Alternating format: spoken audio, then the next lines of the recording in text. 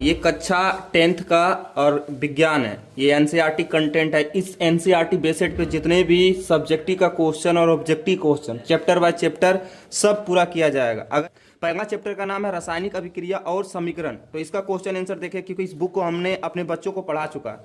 तो सब्जेक्टिव में पहला प्रश्न आता है रासायनिक अभिक्रिया और समीकरण से कि रासायनिक अभिक्रिया किसे कहते हैं। तो सबसे पहला प्रश्न क्या है बाबू कि रासायनिक अभिक्रिया किसे कहते हैं। तो केमिकल रिएक्शन की अगर बात करते हो तो सबसे पहले किसे कहेंगे, तो सुनिएगा ध्यान से एकदम। जब कोई पदार्थ अकेले या अन्य पदार्थ के साथ सहयोग करके एक या एक से अधिक नया पदार्थ का निर्माण करता है तो उसे रासायनिक पदार्थ कहते हैं। कहने का मतलब ये है कि जब एक पदार्थ ना किसी अन्य दूसरे पदार्थ के साथ मिलकर एक नया प्रोडक्ट तैयार करेगा तो उसे हम रासायनिक अभिक्रिया कहेंगे। जैसे देखिए कार्बन, जैसे यहाँ पे ध्यान देना, तो कार्बन और ऑक्सीजन अभिक्रिया किया तो क्या बनाया, कार्बन डाइऑक्साइड।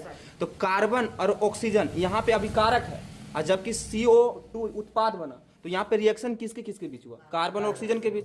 कार्बन ऑक्सीजन के बीच रिएक्शन हुआ तो बन के तैयार हुआ कार्बन डाइऑक्साइड। तो कहेंगे ये यहाँ पे हुआ रासायनिक अभिक्रिया। ये बोर्ड के परीक्षा में पूछा जाता। सेकेंड नंबर इसी से प्रश्न रिलेटेड क्या होगा कि रासायनिक अभिक्रिया कितने प्रकार के हुआ। तो रासायनिक कितने प्रकार के, तो देखो देखो रासायनिक अभिक्रिया बहुत सारा प्रकार का होता है। जैसे संयोजन अभिक्रिया, वियोजन अभिक्रिया। कौन सा अभिक्रिया हुआ, संयोजन अभिक्रिया, वियोजन अभिक्रिया, उसके बाद विस्थापन अभिक्रिया, द्वि विस्थापन, रेडॉक्स अभिक्रिया, अवक्षेपण अभिक्रिया, उष्माक्षेपी अभिक्रिया, उष्माशोषी अभिक्रिया। तो ये सब है। देखो कितना उष्माशोषी अभिक्रिया पूछा गया 2018, 2013, 2019 के बोर्ड के एग्जाम में। तो इसको तो रट लेना है।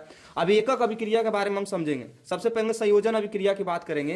तो ऐसी अभिक्रिया जिसमें दो या दो से अधिक पदार्थ आपस में सहयोग करके एक नया पदार्थ का निर्माण करता है। संयोजन का मतलब होता है जोड़ना। क्या करना, जोड़ना। तो दो प्रोडक्ट मिल के क्या एक नया प्रोडक्ट तैयार होता है तो उसे क्या कहेंगे, संयोजन अभिक्रिया। तो यहाँ से परिभाषा याद करना और एग्जाम्पल देखो कि दो प्रोडक्ट मिलकर क्या एक नया प्रोडक्ट बना रहा है। ठीक, अभिकारक में कार्बन ऑक्सीजन है और उत्पाद में क्या बना, कार्बन डाइऑक्साइड। तो ये संयोजन अभिक्रिया हो गया। संयोजन अभिक्रिया के बाद वियोजन अभिक्रिया आता। क्या आता, वियोजन का मतलब भी तुम लोग समझो कि टूटना। वियोजन का मतलब क्या होता है, टूटना। तो ऐसी अभिक्रिया, ध्यान देना, वियोजन अभिक्रिया किसे कहेंगे, ऐसी रासायनिक अभिक्रिया जिसमें कोई पदार्थ टूटकर दो या दो से अधिक नया पदार्थ बनता है। तो ध्यान देने की बात क्या है, कोई भी ऐसा अभिक्रिया जिसमें कि एक पदार्थ टूटकर क्या बनता है, दो पदार्थ बनता है। जैसे यहाँ पे देखो CaCO3 कैल्शियम कार्बोनेट है। क्या कैल्शियम कार्बोनेट जब टूटता है तो कैल्शियम ऑक्साइड और कार्बन डाइऑक्साइड बनता है। तो यहाँ पे टूटने की बात किया ना, इसी का नाम है विघटन या अपघटन अभिक्रिया। तो ट्रिक इसका क्या है, देखो ध्यान से,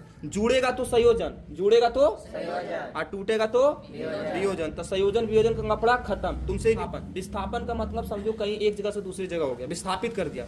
ऐसी रासायनिक अभिक्रिया जिसमें किसी भी अणु में उपस्थित परमाणु को किसी दूसरे परमाणु के द्वारा विस्थापित कर दिया जाता है। अरे सिंपल समझो कि एक परमाणु दूसरे परमाणु को विस्थापित करता है। जो शक्तिशाली होगा वो विस्थापित करेगा। यानी कि जैसे यहाँ पे देखो तो लोहा और कॉपर सल्फेट, कॉपर सल्फेट और लोहा के बीच में जब अभिक्रिया हुआ तो यहाँ पे देखो क्या हुआ पता है, ये कॉपर को विस्थापित कर दिया। कौन किया, आयरन। तो लोहा शक्तिशाली था तो कॉपर सल्फेट में से कॉपर को हटा दिया और आयरन जुट गया। इसका मतलब यहाँ पे विस्थापित किसका हुआ, नहीं, विस्थापित हुआ कॉपर का। विस्थापन किसने किया, आयरन है, क्योंकि शक्तिशाली सबसे ज्यादा कौन है, आयरन। तो यहाँ पे विस्थापन हुआ तो विस्थापन अभिक्रिया। अब ये देखो क्वेश्चन कब पूछा गया बिहार बोर्ड में, 2017 और 2018 में। उसके बाद देखो 2018 में पूछा गया है एक क्वेश्चन। देखो यहाँ द्वि विस्थापन किसे कहते हैं। तो ऐसी अभिक्रिया जिसमें दो यौगिक अपने आयनों का आदान प्रदान करके नए यौगिक का निर्माण करता है। तो ध्यान देने वाली बात है कि ऐसी अभिक्रिया जिसमें दो यौगिक, कितने यौगिक, और अपने आयनों का आदान प्रदान करके नौ यौगिक बनाता है, दो नए यौगिक बना। जैसे तुम देखो NaCl सोडियम क्लोराइड, AgNO3 ये सिल्वर नाइट्राइड। तो ये दोनों जब मिलकर तैयार किया था सिल्वर क्लोराइड और NaCl बना। तो इसमें क्या हुआ ना भाई, ये द्वि विस्थापन हुआ। कितने विस्थापन हुआ, देखो यहाँ पे Na सट गया किसके साथ, Cl के साथ। देखो Ag के साथ क्या आ गया, देखो Cl आ गया। तो ये हो गया तुम्हारा क्या, कौन सा अभिक्रिया हो, द्वि विस्थापन। अब उसके बाद देखो एक अभिक्रिया आएगा रेडॉक्स अभिक्रिया। रेडॉक्स अभिक्रिया का दूसरा नाम है ऑक्सीकरण अवकरण अभिक्रिया या उपचयन अपचयन। इसमें बड़ा माथा खराब होता है, उपचयन अपचयक उपचयक अपचयक। तो यहाँ पे डरने वाली बात नहीं। रेडॉक्स अभिक्रिया जैसे बोलोगे तो तुम ये समझो कि उसमें ऑक्सीकरण और अवकरण दोनों होगा, यानी कि उपचयन अपचयन दोनों होगा। तो वैसी अभिक्रिया जिसमें एक अभिकारक ऑक्सीकृत होता, अभिकारक में अभिकारक जो होगा ना वो क्या ऑक्सीकृत होता और दूसरा अपकृत होता। नहीं समझ आया, डोंट वेरी। देखो यहाँ पे ये क्या, कॉपर ऑक्साइड, क्या CuO कॉपर ऑक्साइड है। और H2 के साथ अभिक्रिया हुआ। ध्यान से देना, आराम से बन जाएगा। बोर्ड एग्जाम में इससे बाहर एक भी क्वेश्चन नहीं जाएगा, ये एकदम पूरा वादा है। क्योंकि भैया अगर ये समझ गया ना, रासायनिक अभिक्रिया में सिर्फ केमिकल रिएक्शन को समझना, कौन कौन रिएक्शन किया। तो यहाँ पे कारक क्या बोलते हैं, कॉपर ऑक्साइड है, यहाँ पे हाइड्रोजन है। तो कॉपर ऑक्साइड हाइड्रोजन अभिक्रिया किया तो बना भैया कॉपर, इधर बना जल। तो ध्यान से देखना, CuO था ना, तो यहाँ कॉपर ऑक्साइड में से ऑक्सीजन क्या हुआ, घट गया, ऑक्सीजन घट गया ना। तो ऑक्सीजन घट गया तो भैया यहाँ पे कॉपर के साथ क्या अपकरण हुआ, वो ऑक्सीजन का क्या हुआ, क्योंकि यहाँ पे ऑक्सीजन घटा। अब देखो H2 से बन गया H2O, यानी कि भैया H2 में जुट गया क्या, O, H2 में जुड़ा O तो H2 बना। तो जब जुड़ा तो ऑक्सीकरण हुआ, ऑक्सीजन जुटा तो ऑक्सीकरण हुआ, ऑक्सीडेशन हुआ, और जब घटा तो अपकरण हुआ। तो समझ गया ना। तो देखो ये वाला समीकरण में ऑक्सीकरण अपकरण दोनों हो रहा, इसका मतलब ये रेडॉक्स अभिक्रिया हमने बोला ना, जिसमें ऑक्सीकरण अपकरण दोनों होगा, उपचयन अपचयन दोनों होगा, तो भैया वो और रेडॉक्स अभिक्रिया होगा। तो ऑक्सीजन का घटना अपकरण और ऑक्सीजन का जुटना ऑक्सीकरण। गुड। अब देखो यहाँ पे क्या लिख भी दिए नोट करके पॉइंट में, कि दिखने में कोई तरह का दिक्कत नहीं हो तुम लोग का। Cu का अपकरण हुआ, पूछेगा इसमें किसका अपकरण हुआ, Cu का, क्योंकि Cu से कौन गायब हो गया, कॉपर को छोड़ के चला गया कौन, ऑक्सीजन, इसलिए अपकरण हुआ। और H2 को ऑक्सीकृत हुआ क्योंकि H2 के साथ कौन जुट गया, भाई किसी का ब्रेकअप हुआ तो उसको तो दर्द होगा, और किसी का पेचअप हुआ तो उसको खुशी मिलेगा। तो यहाँ पे ब्रेकअप किसका हुआ, कॉपर का, और पेचअप किसका हुआ, हाइड्रोजन का। तो समझ गया ना। चलो अब ऑक्सीकरण का ही दूसरा नाम है उपचयन। ऑक्सीकरण का दूसरा नाम क्या है, उपचयन, और इसका नाम एक नाम है अपचायक। तो ऑक्सीकरण, उपचयन, अपचायक। अब ध्यान से समझना, ऐसी रासायनिक अभिक्रिया जिसमें किसी भी पदार्थ के साथ ऑक्सीकरण का संयोग हो और हाइड्रोजन का वियोग। अबे सिंपल बोलो ना भाई, ऑक्सीजन जुटेगा और हाइड्रोजन घटेगा, तो उसे कहेंगे उपचयन या तो ऑक्सीकरण अभिक्रिया की। अब यहाँ पे ध्यान देखो, ये कॉपर है और कॉपर ऑक्सीजन के साथ अभिक्रिया किया, तो भैया क्या हुआ, बोलो तो यहाँ पे ऑक्सीजन जुट गया। तो ऑक्सीजन जुट गया तो यही तो ऑक्सीकरण हुआ, ऑक्सीकरण हुआ ना। अब देखो अपचयन या तो अपकरण या तो उपचायक। अब देखो भैया सुन, ध्यान से समझ, उपचयन, यहाँ पे उपचयन है ना, तो यहाँ पे उपचायक होगा। यहाँ पे अपचयन है तो यहाँ पे क्या होगा, उपचायक, या अपकरण होगा ना। तो तुम सिंपल समझो, ऑक्सीडेशन का मतलब होता है ऑक्सीकरण, अंग्रेजी में समझ जाओ, और रिडक्शन का मतलब होता है अपचयन, अपकरण, उपचायक। समझ गया ना।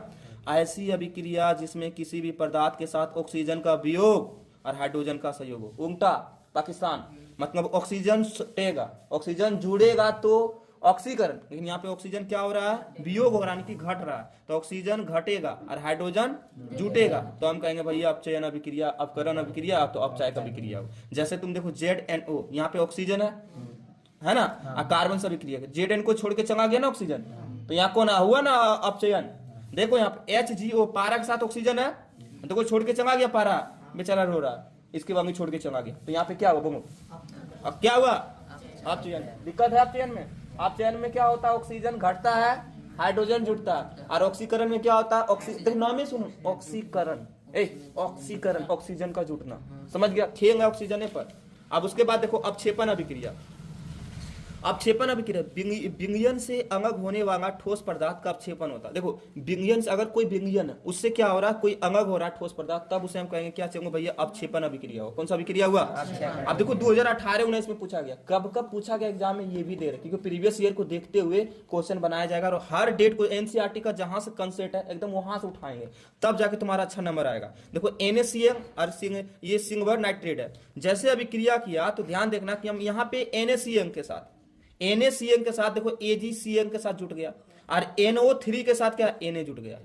समझ गया ना। सोडियम नाइट्रेट, यहाँ पे सिल्वर क्लोराइड बना। तो सिंपल मतलब कोई विलयन में क्या हुआ, ठोस पदार्थ का अपक्षेपण हुआ। अगर उष्मा छेपी का मतलब होता है उष्मा का क्या करना, उत्सर्जन करना। उष्मा छेपी का मतलब क्या हुआ बाबू, उष्मा का उत्सर्जन करना। तो वे रासायनिक अभिक्रिया जिसमें उष्मा का उत्सर्जन होता, वे रासायनिक अभिक्रिया जिसमें उष्मा का क्या होगा, तो उसे उष्मा छेपी अभिक्रिया कहेंगे। अब समझ नहीं आया तो देखो CH4 क्या, मेथेन का सूत्र होता है।